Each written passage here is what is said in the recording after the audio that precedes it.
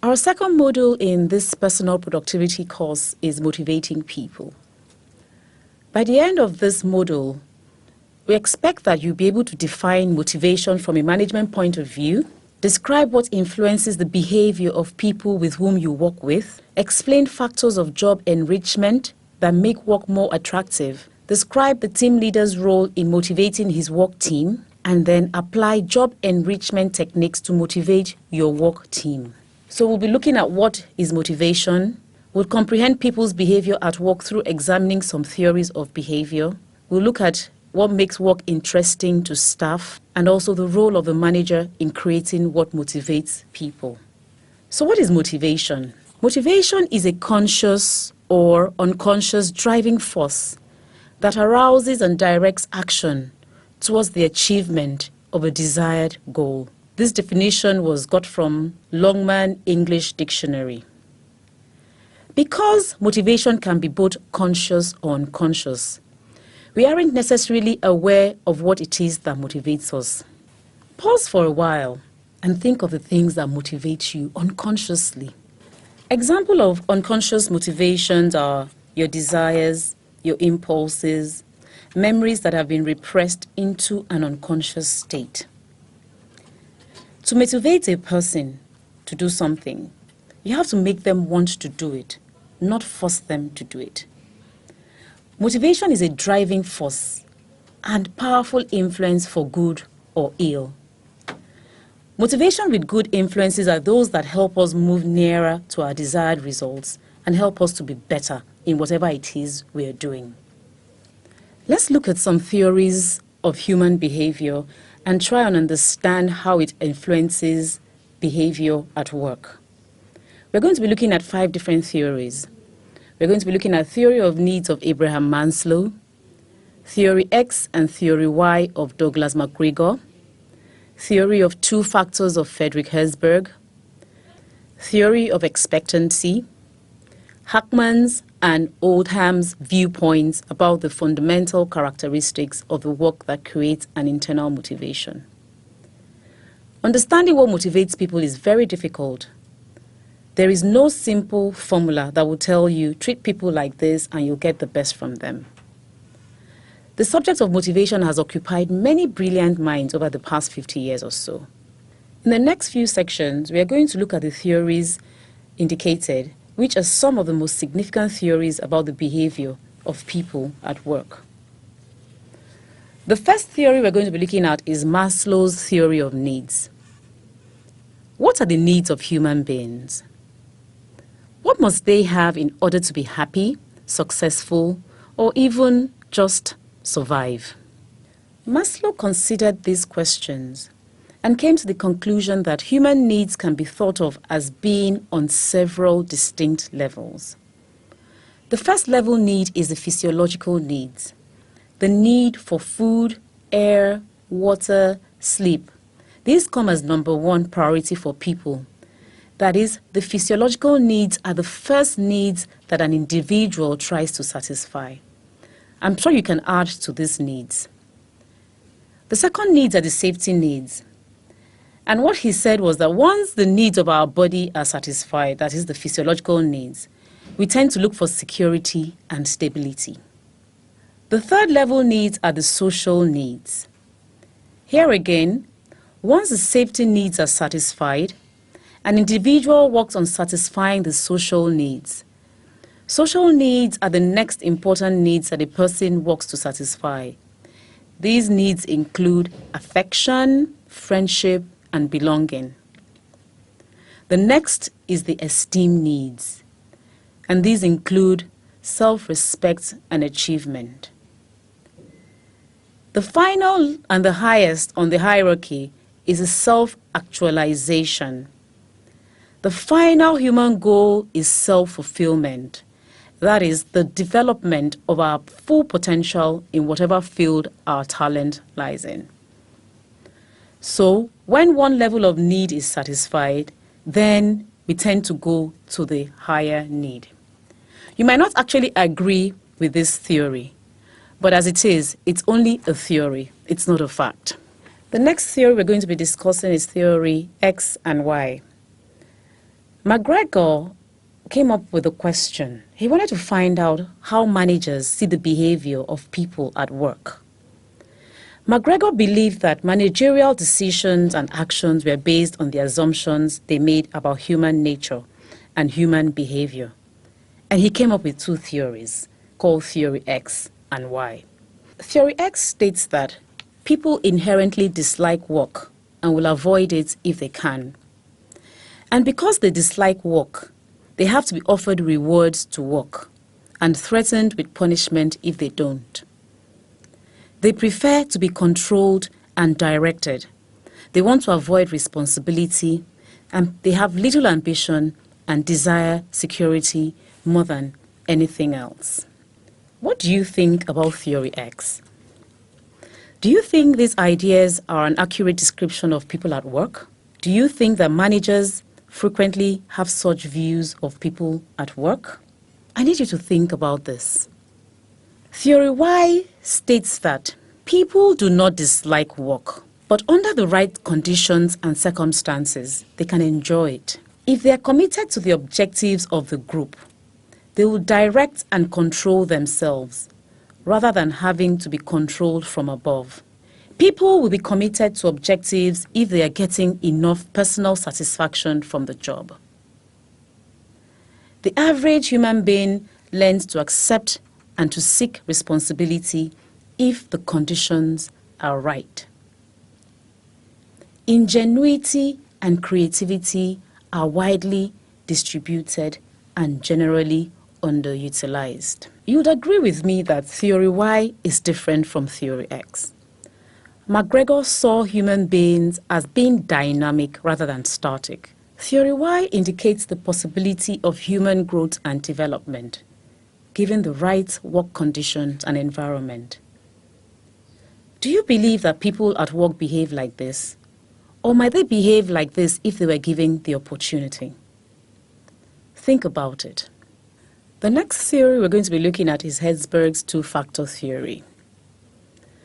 Herzberg's exploration of motivation gives us useful insight into how people feel about work. He stated that factors causing job satisfaction are quite different from the factors that lead to job dissatisfaction. He called the factors which stand out as strong determiners of job satisfaction motivating factors. The motivating factors have to do with the job itself, and the motivating factors are achievement, recognition, the work itself, responsibility, and advancement. Achievement is the personal satisfaction of completing a job, solving its problems, and seeing the successful results of your own efforts. Recognition is the acknowledgement for a job efficiently done. This may arise from within the individual, or it may be appreciation shown by others. The work itself, the positive effects of the job upon the person. The job may, for example, be interesting, varied, creative, and challenging. Responsibility. This is the degree of control a person has over the work. The amount of control that people can exercise is in part influenced by their authority and the responsibility that goes with it. And the last motivating factor is advancement. This is the opportunity to achieve promotion within the organization. Advancement also occurs when someone is given more freedom to exercise initiative at their normal work. On your screen, you'll see an activity. Take your time and answer the 5 questions there. If you answered yes without qualification to all these questions, then you probably agree with Herzberg's list of motivating factors. If you didn't simply answer yes, then you disagree to some extent. There's certainly no harm in disagreeing. As you have probably realized by now, there are no hard and fast rules about this subject. In fact, it isn't a question of following a set of rules at all. How you apply motivation in your job will depend on your own understanding of the way people behave. The second set of factors are called the maintenance factors. These are the factors which Hesberg found to have the effect of causing dissatisfaction, but which do not affect motivation in any positive way. Maintenance factors have to do with your work environment. So it's working conditions, policies and administrative style, supervision, interpersonal relations, salary, status, and job security. Maintenance factors can reduce the level of performance, but not increase it. The analogy is that lack of maintenance may cause an equipment to deteriorate, but regular maintenance will not improve its performance. You might reasonably conclude that working conditions don't affect the performance of the team, provided they are fairly good. If the conditions become very difficult, performance is affected adversely. If, on the other hand, working conditions become better than just quite good, it makes little difference to performance.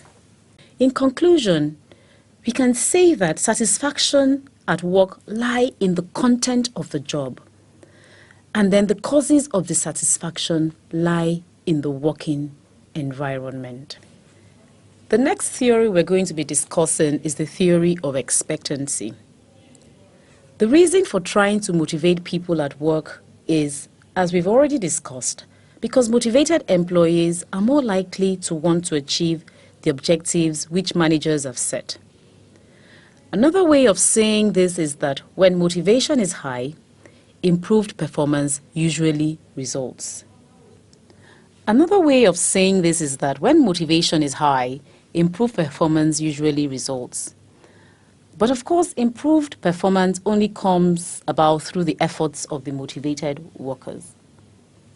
If you look on your screen, you'll see the motivation performance cycle of the theory of expectancy. What the cycle simply means is that motivation is usually a result of some kind of reward. And as we've said earlier on, the reward does not have to be monetary. Rewards are not obtained without good performance. In other words, when performance is good, then you get your reward. Performance can only be achieved if you put in enough effort to attain the level of performance expected. And then efforts are made when people are motivated. So that's really what that cycle is explaining. But we also know that some things can go wrong in this cycle. For example, what if the reward you were expecting doesn't come? It means that the workers will not be motivated. And when the workers are not motivated, then they don't put in enough effort. Something can also go wrong in the effort performance cycle. What if the employees put in enough effort, but they still do not come out with the outputs that the managers are expecting? Why would they put in enough effort and they do not come up with the kind of performance expected?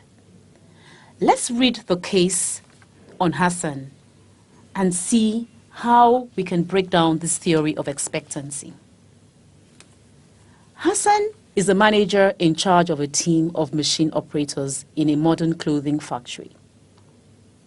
The machines are semi-automatic, and the rate of production depends as much on the operator as the machine. The work needs a lot of concentration, and it is easy to spoil material by not keeping one's mind on the job. Hassan's manager called him one day and told him, "Hassan, we have a new contract, which means we will have to increase production to keep up with the orders. Unfortunately, as this is a one-off contract, we can't afford to bring in more machinery.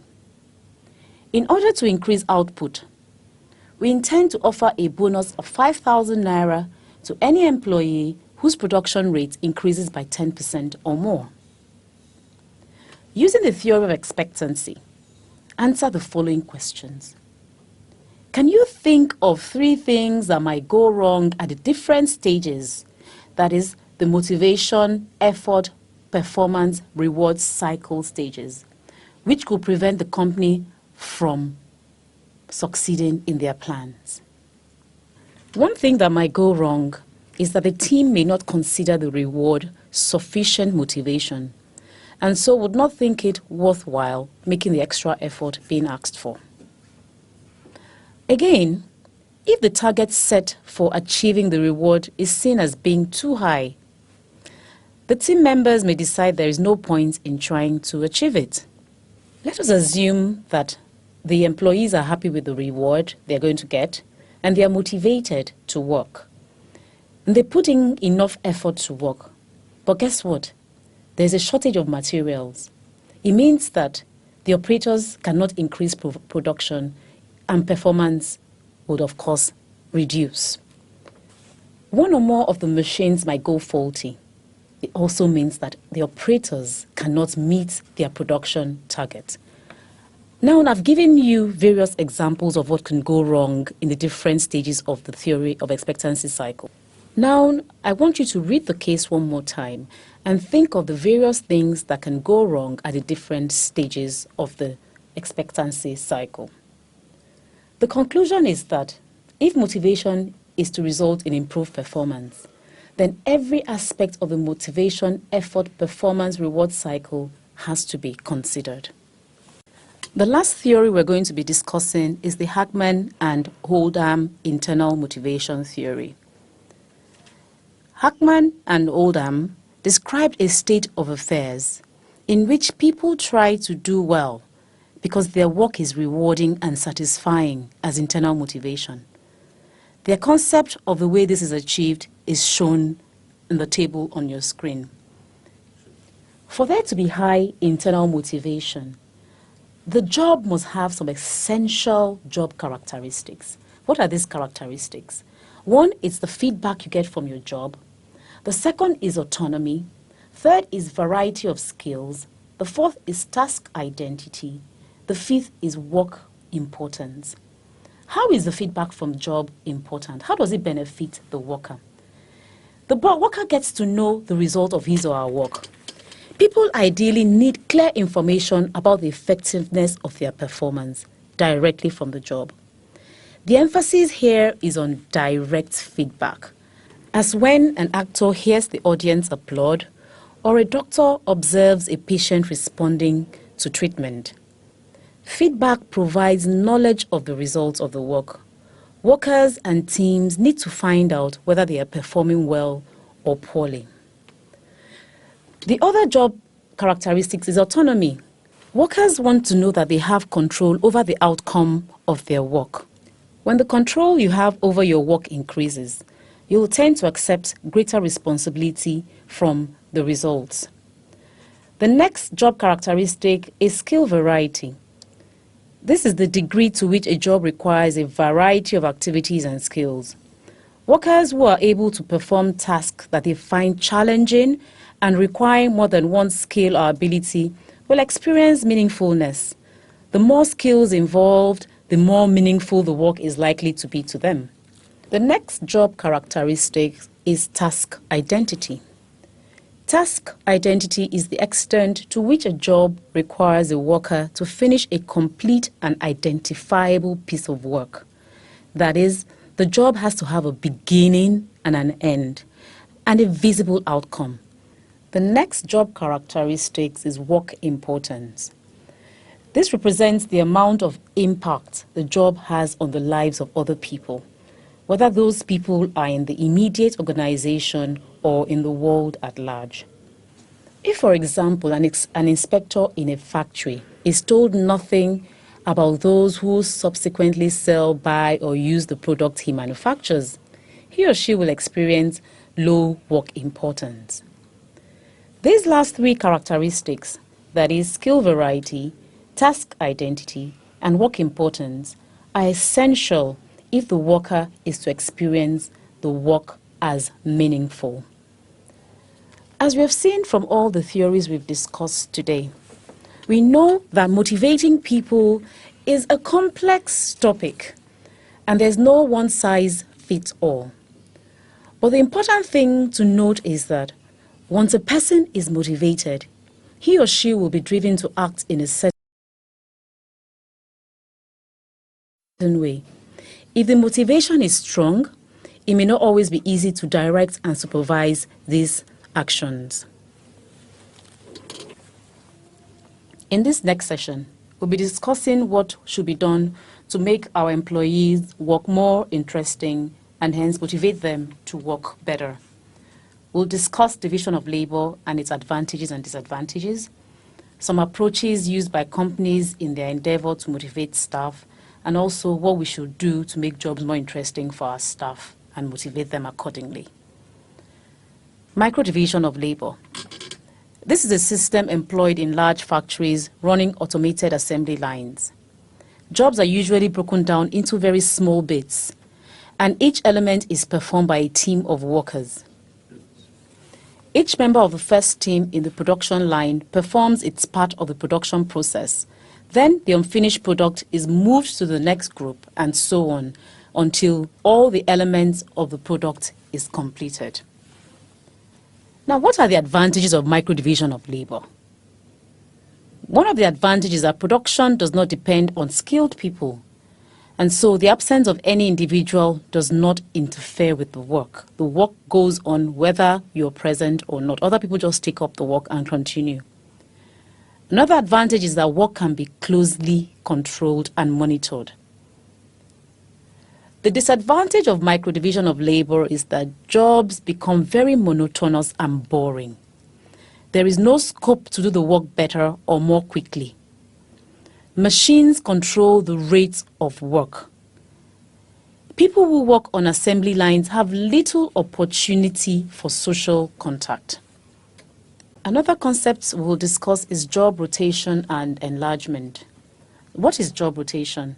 It's basically moving employees from job to job, giving them opportunities to perform a greater variety of tasks at the same level of responsibility. Job enlargement, on the other hand, is expanding the number of tasks performed usually at the same level of responsibility. Do you think that job rotation and job enlargement approaches motivate people? If you said no, then you'd be correct. Job rotation and job enlargement fail to motivate people because they do not enable them to develop skills and knowledge, and they do not increase the level of significance of the job. Job enrichment. What is job enrichment? Job enrichment is redesigning work to provide employees with more variety and responsibility. It gives staff more opportunities for development of skills, more control over their work, and more work feedback about the work they are doing. How can we enrich jobs for our employees? We can enrich our employee jobs by removing unnecessary controls and increasing the responsibility and autonomy on the jobs. We can allow our staff to perform tasks at a range of different levels of responsibility. Reduce the gap between doing the job and controlling the job by giving employees some of the responsibilities that management previously held. Removing unnecessary controls facilitates a feeling of autonomy on the part of an individual performing a job. Clarify goals. When people have clear, moderately difficult goals, they experience a clarity of expectations and sense of challenge that result in higher performance. Provide feedback. Giving feedback is to help the team member learn from the experience of both successes and failures so that they can do better next time. It is the key to encouraging staff to develop. So it's an important part of your responsibility as a team leader. Feedback should be designed to improve personnel performance. They can be informal or formal, or on a one-to-one meeting. As a team leader, you have a responsibility to make sure your team members are sufficiently skilled and experienced to do the work of the team, both now and in the future. You also want to build a team that is well motivated. For this, you need to develop individual team members so that they are able to meet current and future demands. Investing in team members through development activities shows that you value their contribution.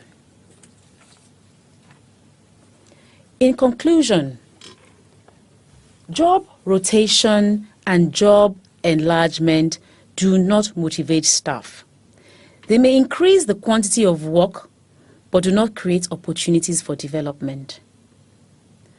On the other hand, job enrichment motivates employees, as it often gives them the chance to gain experience and improve their skills. It gives them the opportunity to develop and advance inside the company. Job enrichment is the way to motivation. In this next session, we're going to be looking at the role of the manager in motivating staff. The team leader or manager leads his or her team to achieve the company's set objectives. The team leader has his role and responsibility. The role of a team leader is to coach, to facilitate, and to empower. What do coaches do? Coaches help people develop their full potential in whatever field they have chosen. What do facilitators do? Facilitators help clear the way of obstacles to make work and life easy for their employees. The team leader is also an empowerment agent. And this just means giving employees autonomy to perform their jobs. The responsibility of a team leader is to plan all activities, organize and coordinate the activities, guide his or her team members in the right direction, and lead the team with the aim of achieving the organization's objectives. Occasionally, the team leader might find him or herself in difficult circumstances. Difficulties may arise when the company is being reorganized or downsized, when colleagues are being made redundant, when there is some kind of uncertainty about the economic situation of the company, and any other thing that might cause some form of uncertainty. To keep the morale and motivation when you find yourself in such circumstances, what do? You need to seek information and pass on as much information as you can to give a better and a clearer picture. This is because anxiety feeds on doubt and rumors. People will tend to carry rumors when there is no clear message coming through. They seek information and pass it on to other people, and before you know it, the situation has gone out of hand. You must learn to counter cynicism with a positive approach. Keep your team members occupied with meaningful work, but don't overwhelm them with work. You need to also establish new, mutually supportive relationships with them. In the case of those who have been left behind when friends and colleagues have been let go, acknowledge and discuss the guilt that is likely to be felt. Talk with people and make sure that they're comfortable and actually know what is happening in the organization. So as a team leader, what do you do to motivate your staff? Create the right kind of climate or atmosphere. Learn to give rewards where they are deserved. Promote the worth of the job. Keep your work team informed. Communication is important. Be fair when you are allocating work. Make work as fun as possible. Take account of the circumstances under which people have to work. Remember, the work environment can be a dissatisfier. Give your team members scope for development. Avoid threats to job security. Make the team members' targets and objectives clear. This brings us to the end of this module. At the beginning of the module, our objectives were to define motivation from a management point of view, describe what influences the behavior of people with whom we work, explain factors of job enrichment that make work more attractive, describe the role of a team leader in motivating his work team, and applying job enrichment techniques to motivate our work team. I hope we've been able to deliver on these objectives, and that as a team leader, you'll be able to apply what you have learned in this module at work. Remember, motivated employees lead to increased productivity, and productive employees are a goldmine to any organization. Thank you.